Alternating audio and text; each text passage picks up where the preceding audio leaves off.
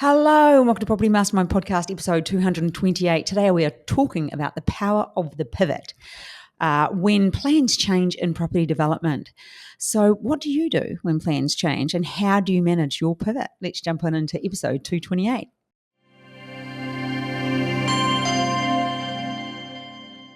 Hello, and welcome to episode 228.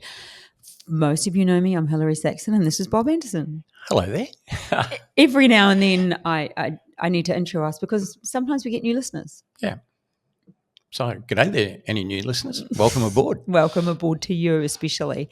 Hey, today we're talking the power of the pivot, but before we get started, we're giving the book away.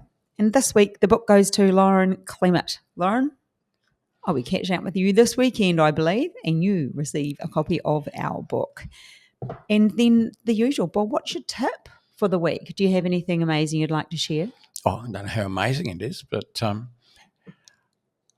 when life throws you a curveball, don't duck, learn how to hit it.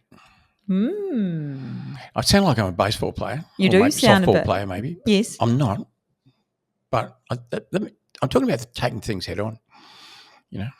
So I think that's fine for the week. Don't duck it, learn to hit it. Perfect. Love it. Okay, let's get started on the power of the pivot. And what we're talking about is when we need to change direction, when we need to do something different. Pivot was such the big word, wasn't it, during the big C? It was. Everyone's pivoting. Yeah, you hardly ever use the word at all. A pivot to me used to be a noun, something we did when I studied physics years ago.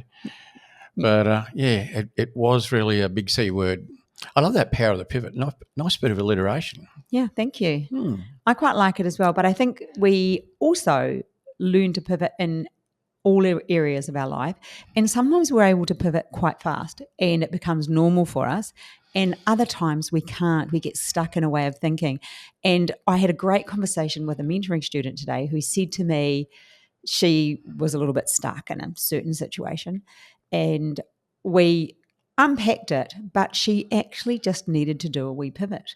And sometimes we see a pivot, meaning a change of direction or doing something differently, as something that's really big, and we don't take those actions or do those things because it feels like it's too big. And when I broke it right down for her and we looked at what needed to happen, she absolutely agreed that it was quite small. So if you're one of those people who see things as too big or you need to map the whole thing out beforehand, often that can stop you pivoting. Do you feel like that, Bob? Do you ever feel like, you know, the thing is so big that you don't take action toward it? Oh, you can, and that's what you've got to fight against. I mean, that can create procrastination and all sorts of negative things. Yeah. So while we're on pivoting, Bob, what's the biggest pivot you've ever done when it comes to property development? Ooh, pivoting, change of direction. I don't know about the biggest. I rarely ever sell a development site. And but I did once. I had a complete pivot, I guess. It was a mid-sized townhouse development. I think it's about 18 townhouses. And I was all excited, and I got the development permit. And it was a good project. I think I even had a pre-approval for finance on it. But I went in another direction. A mate of mine had something else going on, and he wanted me to come and join him. And so I did a complete pivot, something I don't normally do, and I just put it on the market. And I took some cash and some trades. So it was, that was a pivot. That was a big pivot. Other pivots? Oh, gee. I've had to pivot sometimes, you know. I think that's what I'm really alluding to with this podcast. Like, you made that choice to pivot because it was just an option available to you and you decided to. But often in property development, we have to pivot. So, you know, something happens and we actually have to pivot. I know you were speaking to a mentoring student yesterday who was trying to work out whether she was better doing 5 or 3 on a particular development. And if neither of those options worked, then the pivot would be to change tact altogether and leave that site because she'd bought it some time ago. But, you know, so what about a forced pivot, one where you really, you know, things changed and you had to change and take a different route? Yeah, nothing that's cost me or hurt me, But around the GFC time, people were pivoting in every direction. That's going back a while now. It's amazing. Hey, that's about 17 years ago. I can't believe it. Pivoting, but I pivoted out of a couple of projects and got out of them okay because money dried up. But I can't remember a major pivot I've done where it's been a bad pivot. I can recall one a while ago. We had one of the industrial sites underway. That's the 17 lot tech sheddy type number we've got going on. And then we found a second one and we thought it was great.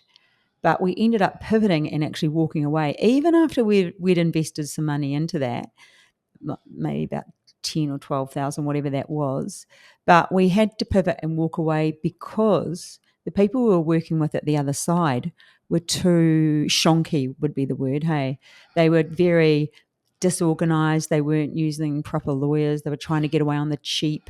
And the risk of going into a development with someone that you lack trust with was too big. Do you remember that? I remember the project. Yeah, it wasn't a joint venture at all, but we were buying it off them. We did have it under option, and so we were able to pivot and not get hurt, get out. But you're right. Yeah, they are. Yeah, and certain things that they said initially turned out not to be the case. You know, during the period of time when we could back out. So yeah, it just left one of those feelings where your gut feeling is, oh, I think I should maybe withdraw. We spent a bit of money, not too much. I call it punting money. But we did go ahead and we got the site surveyed and we spent a little bit on legals, obviously, preparing option deeds and different things. Yeah, you're right, somewhere around 10 grand. But it was a good pivot. I'm not saying all pivots are bad. I'm saying pivots are, that was listening to our gut instinct, and your comment at the time was something similar to, no, this won't be worth it long run, too shonky, and you never know what's going to, be coming our way.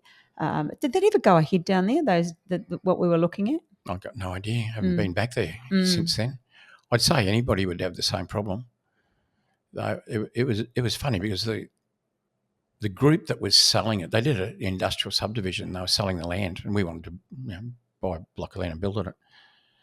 But it was a group of them, and they just really didn't know what they were doing. I think it was just a group of people put some money together, did the subdivision. I bet you they had all sorts of problems when they did it. Took on a conveyancer instead of a property lawyer. Like, everything was done on the cheap. Every time we discovered something, it was because it was done on the cheap. So shonky. But that was, and you brought up a good point then, that reason for that pivot was gut feel. And I think we need to listen to that too at times. Listen to what your stomach's telling you or your body's giving you a physical reaction. Many of you, if you've tried even listening to this podcast now, if you pretend you pick up a lemon and cut it in half and bring it up to your nose and smell it, my mouth, even just saying that, is beginning to water. And your body can have a physical reaction when it knows about something. And that's what that was. That was gut instinct saying, hey, this looks like it's going to be a decent deal and make money, but hang on a minute, it actually is too risky working with those sort of people. Yeah. Things are starting to show themselves. And them being untrustworthy, unprofessional, inexperienced, everything. The gut feel was, let's get out here, cut our losses, get out. It wasn't much longer that we found a really good deal. No. So, yeah, it was worth it. That was a pivot. That was a good pivot. Love it. Yeah, and that reminds me of the saying that I have used today talking to another mentoring student, 3 feet from gold. You just never know when the next one will come up. That's the thing. So, Bob, I suppose the next question I would sort of like you to unpack would be, have you ever left or known of somebody, or maybe it was you, who's pivoted too late, who left the pivot too late? I'm thinking of, and people do this, I was thinking of somebody who got a development approval for some townhouses, and they got a development permit for 5 townhouses. They should have gotten a development permit for 4. Just because you can fit 5 on a site doesn't mean you should. 5 isn't always better than 4. They are saying sometimes less is more. Just because you can doesn't mean you should. No. And when I had a look at the design of those 5 townhouses, it was a terrible site. Everything was crunched up. You've seen those plans. Remember, it's the one with... I know the one you're talking about. Virtually the dining room is almost where you walk from the front door through to the kitchen. Didn't really have a dining room as such. Small lounge. Oh, everything about it was wrong. It was just too small. Really bad design. And the pivot really is to get do a 4 townhouse project, not a 5. But by the time they worked that out, they did it because they were inexperienced. They thought 5's better than 4. And what they were going to do is get a development permit and sell it. The point is, nobody wanted to buy it. They didn't pivot at all. Talk about a late pivot. There was no pivot. Yeah. So the late pivot would have been throw that in the bin and then go and get another DA for 4 townhouses. But that could cost you, say $40,000 to do that. And so they just kept it on the market. Nobody bought it. I think eventually they sold it, but at such a low price that it really it hurt. I think the takeaway on that one is inexperience. When you're inexperienced and you believe that less, more is better, and that haven't talked about highest and best use for a long time, but the highest and best use for that site was not ramming on another property. It was more making the properties that you could put on there a bit more luxurious, or just that little bit more would have made a huge difference. Yeah. Yeah. Sometimes things happen to you, even though you're doing things right, things change and you have to pivot. Sometimes people just get it wrong from the beginning and should have pivoted and didn't. Inexperience, gut feels. I think there's some good words coming in here. So how do you build flexibility into the plans that we have? We've got developments going and you're working with a number of students. What's your method to know that there is flexibility in the plan? Well, the flexibility really has to come at the beginning, because it's not easy to change stuff later. You may just have to bin it. And so the flexibility could come right at the beginning. So you could have a site that you could do multiple things with. You could maybe subdivide it into 2, build 2 houses. Maybe you can build 3 or 4 townhouses. Maybe you can build 6 apartments, all on the same site. Or maybe, if it was the right sort of location, just one big, nice house. Opulent house. So there's flexibility in what you can do, but you want to get it right first. So you don't want to go down the path of, say, getting a 3 townhouse site, getting a DA, and then realise later, I should have got it done as a duplex or a two lots and then 2 new houses. So when like building flexibility into the plans is really before you actually do it. There is that little 5% contingency, which could be considered a minor pivot option that's built into your FISO, but that's not really all that much. You don't want to spend it on one thing. No, exactly. And that sort of brings me to my point, that one thing. Have you ever seen a pivot come? We look at that site that we had not long ago where, as we're knocking down or during demo, we find the swimming pool that had been filled in, and obviously that had to be pulled out. Have you ever had, or have you had a student or anyone who's had a pivot like that they couldn't overcome at the time, where something was there and it was too late? Maybe they found asbestos or something happened that really required a pivot that made things pretty scary. Yeah, and sometimes you can't pivot. I've seen a couple of deals over the years that people have done where they couldn't. Like, I'm thinking of one person who bought a site that turned out it flooded, and they were getting a flood report done during their due diligence period. It didn't come through, and they took a punt on it, and then they found out it flooded, which really affected what you could do to it. I've seen a similar thing happen with people.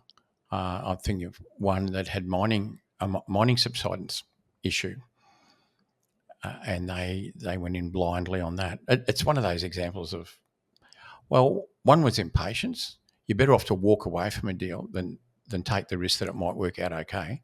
Oh, say that again, Bob. Say that again. You're better to walk away from a deal than take the risk that it might be okay. And that was a mining subsidence one. And flood, yeah, I've seen people buy sites you can't build on. When they're waiting on reports to come through that haven't come through, and they're at the end of their time for due diligence, Yeah, I and just they've didn't got to do go the ahead. right due diligence. Mm.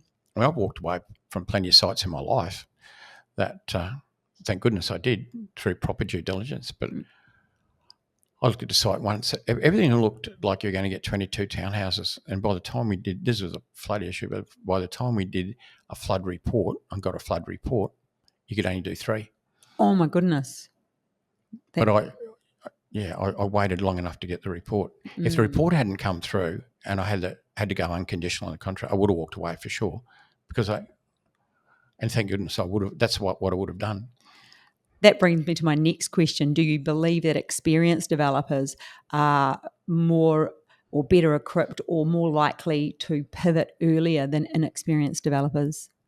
Well, they should have more knowledge, and which means they should be awake up to potential issues that could arise, and therefore they can be proactive about, dealing with things early than somebody with less experience. But then, when you think about pivoting, it can have a few meanings, like change. A pivot is a change of direction. That's sort of what I think of it. And some people deal better with change of any sort, not just a change of direction, change of what you're planning to do, change of plans, let's say. But some people deal with change a lot better than others.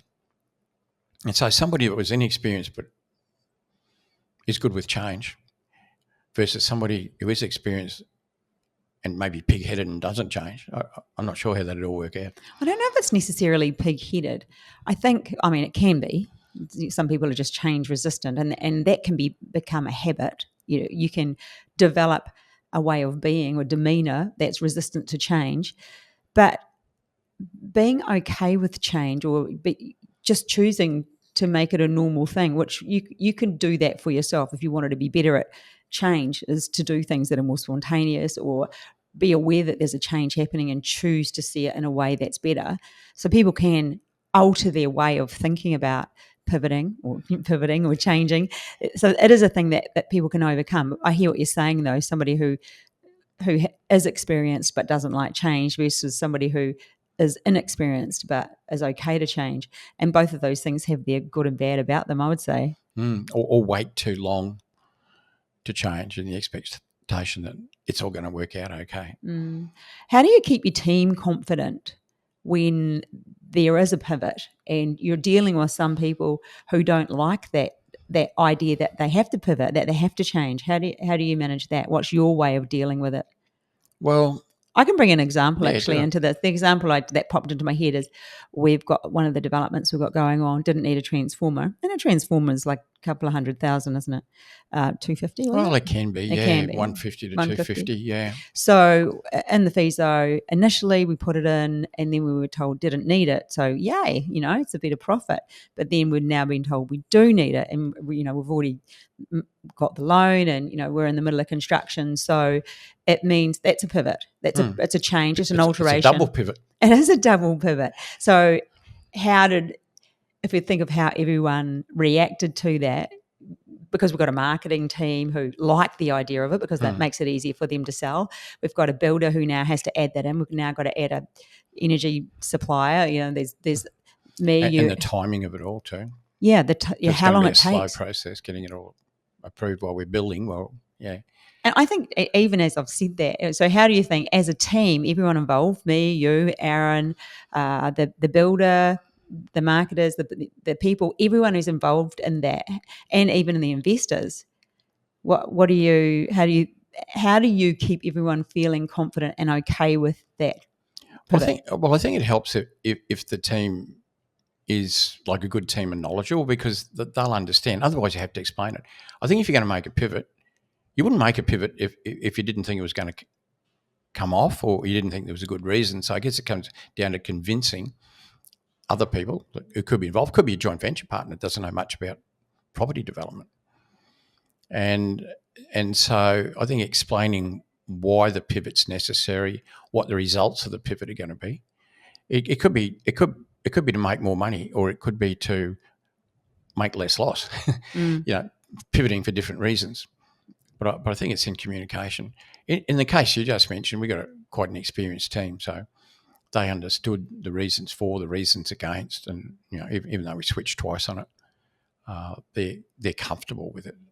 I think you bring a good point just then, Bob, by saying we have an experienced team. And I suppose because of the way you explained it to me, we don't need it now, so that's great. We make it, the profit's going to be larger. Then we do need it, but then that also means that they're likely to sell faster. And for more money probably too. Yeah. So we may be able to absorb the cost of that, just in increase in sale prices. Well, we'll find out. We will. We'll find. Yeah. I can't wait to find out how that works out. So the next thing, have we ever had, or do you recall a student who's done a really creative pivot that paid off? Oh, really creative. Oh, well, I know, and we've told this story many times. I know the story. As I've said that, I know what you're going to say. I wouldn't say they voluntarily were creative, but they were forced to be, and the result was good. Oh, I'm thinking. Oh, okay. I think you've got another one. I know. Okay, you're saying. let me talk about mine. I'm talking about Kyle. Yes, the accidental developer who never misses an episode. Hey, Kyle. He'll be on. Yeah. Remember, he bought a small acreage property originally with a house on it, with the intention of subdividing it into 2 lots, keep the house on one lot, and on the other lot, I think his mother-in-law was in there with him in the deal, and she was going to build a new house, so they're going to be next door neighbours. But then the council didn't like the idea of just doing a 2-lot subdivision because there was an underutilisation of land, so they pushed him into doing something. I think did it end up 13 lots? Yes. Yeah, and so that was a big pivot from 2 to 13, a big jump in every respect. Now, in terms of his mindset, now having to absorb, this was his first project. Thought he was doing a 2-lot subdivision. Now it's 12 or 13, whatever it ended up, and a lot more money involved. Time, effort, everything. But that was a good pivot because after it, the results were really, really good. But that, like, mentally and physically and financially, that was a big pivot. Yeah, and a great result as well. A life-changing, game-changing result for a fabulous young man. Yeah, and what were you thinking of? You thought of something I was different? actually, I thought of a couple of people who, when they had done their FISO and there were sites that worked, I'm actually thinking of 3 now, that you said actually you could put another one on there if you do this. And they were in cases where they could put another one on. I'm thinking Ross, I'm also thinking Sonia, and I'm also thinking Tom. Yeah, his option was to have 2 in the subdivision, and he went to 3, of which 1 is sold this week, I think. So well done, Tom. Yeah, more offers coming. Yeah, and more offers coming. Well done, you. So those were pivots that was a case of putting more on. You pointed those pivots out to the people, and they made those changes, and all of them have made more money. Well, Tom's still Well, what about Darren? Sorry, that was Darren was the first one I was thinking. Yeah. So I bought a 4-pack site and we ended up getting 6 on it. Yes, and it took that. Whereas we did mention at the start of this podcast that more isn't always better, but how you did it was often more is better. Yes. but not always. Yeah. No. For when it comes to profit, I suppose the next thing I want to talk about is mindset, and we covered that a little bit. But mindset and that willingness to pivot, that ability to recognise that it is the thing that needs to be done, and mindset impacts everything, because where is your mind set? What's controlling your life? Are you controlling it? Are you a thermostat? Are you a thermometer? Do you put your temperature where you want it and you go for that? Or do you let the environment, e.g. a pivot, make you angry or upset? And that was another conversation I had with somebody today as well. I said, where your focus goes, energy flows. And because they were just talking about something that they were feeling it was impacting their rest of their life. And I just said to them, it's if you choose to see things a little bit differently, it will impact your life differently. And that's the same with accepting change. And even as I say that, there's a saying that I use often. I wrote a program many years ago, but one of the modules in it was accept or change. If you can't accept something, you have to change it. But if you can't change it, then you have to accept it. And it's not being accepted with anger or resent. It's like it's an acceptance and move on. Don't let things impact your life. So good developers need to learn, how to manage their mindset. But good people, I suppose, need to learn how to manage their mindset. But listen, I'm not saying put on your Pollyanna glasses, but I'm saying you're better off waking up every morning and choosing to put on a good pair of glasses, not a crappy, dirty pair. Yeah. Not rose-coloured ones either. You can See wear rosy. everything too positive. Well, I'm glad we got you on the team anyway to handle all that sort of thing when people do need a rejig, a reset, a recalibration. yeah, I've had a couple of those today, actually. Yeah. Yeah, and that's all it is. It's just that rejig and that reminder. So, Bob, what do you think developers can do just so they can prepare for change? We've sort of covered that, but how can, especially new developers, how can the new developer prepare for change that might be coming that they're not really aware of, especially if they're inexperienced? Well, one thing is even just get used to change. I know it's a personality thing, and certain personalities just don't like change and will resist it. Yeah, could even be me a little bit, but then there's others who just change willy-nilly and go in the wrong direction. So learn to accept change, learn to embrace change. The pivot. But change for a reason, a good reason. So learn that, and learn that it's possible, learn that it's not a bad thing, and it can be a very positive thing. So that's just anybody really. But in property development, I guess looking ahead, being proactive, knowing what's coming up, staying close to the market, staying close to your team, talking to agents. Let's say a project could take 2 years from the time you get the site till the time you've sold it. It's not uncommon. And so a lot of things can change for the better, for the worse, whatever. But understand and look ahead. I think that's it. If the market's changing, and you'll see the market changing, but also particularly if you're keeping in contact with agents, having a look at the supply that's coming on the market. It could be a dwindling supply, which is going to really help you. It could be a pending oversupply, which could affect your sale prices. And so I think just really knowing your market, knowing your product, keeping informed, staying close to the action so that if a pivot's needed, you'll see it when it's not too late, but see it early. Just keep your finger on the pulse is, I think, what you're saying, hey? Yeah. Yeah. So I think we can wrap this one up, Bob. There is power in being prepared for the pivot, listening to your gut feel, keeping your finger on the pulse, making sure you know everything that there is to know. But any parting words before we close off? There is power in pivoting. The right pivot. Yep, there's power in the right pivot, and don't be afraid to, as long as that you're looking for a better result. So if you're available tomorrow night, we've got a live on the couch on the Property Developer Secrets and Hacks page. So if you're not doing anything on Friday the 21st, you could even grab yourself a wine or a beer and kick back and 5 o'clock Queensland time. 5 o'clock Queensland time. Okay. We'll see you there. I'll be there. I'll be there. Well, that's the end of episode 228. We'll catch you next week. Bye for now. Bye.